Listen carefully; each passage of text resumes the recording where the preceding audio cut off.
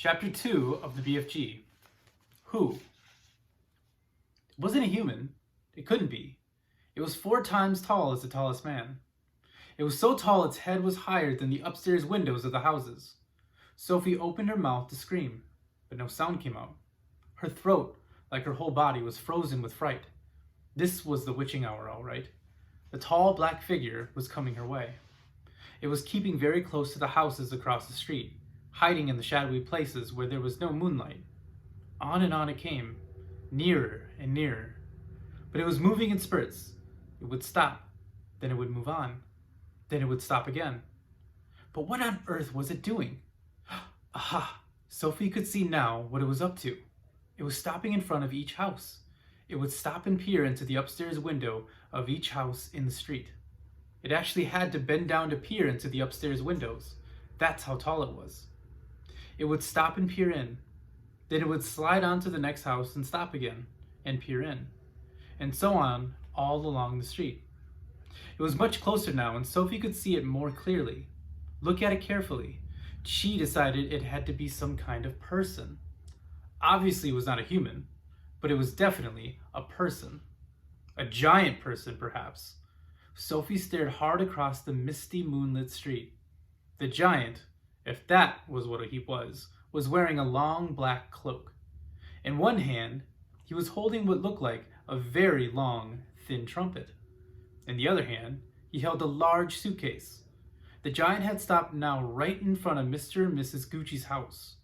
The Guccis had a greengrocer's shop in the middle of the high street, and the family lived above the shop. The 2 Gucci children slept in the upstairs front room. Sophie knew that. The giant was peering through the window into the room where Michael and Jane Gucci were sleeping. From across the street, Sophie watched and held her breath. She saw the giant step back a pace and put the suitcase down on the pavement. He bent over and opened the suitcase. He took something out of it. It looked like a glass jar. One of those jar square ones with the screw top. He unscrewed the top of the jar and poured what was into it into the end of the long trumpet thing.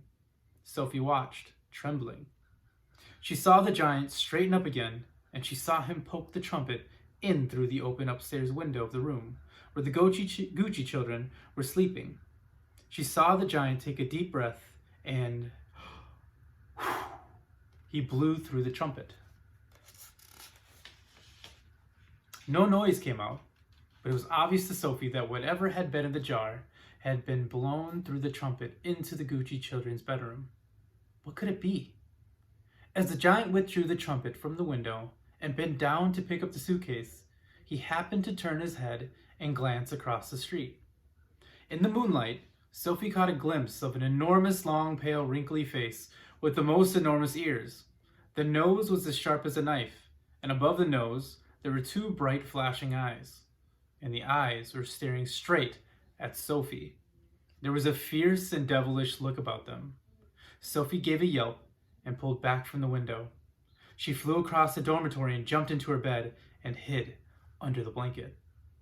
And there she crouched, still as a mouse, and tingling all over. And that's the end of the chapter. Here's a picture.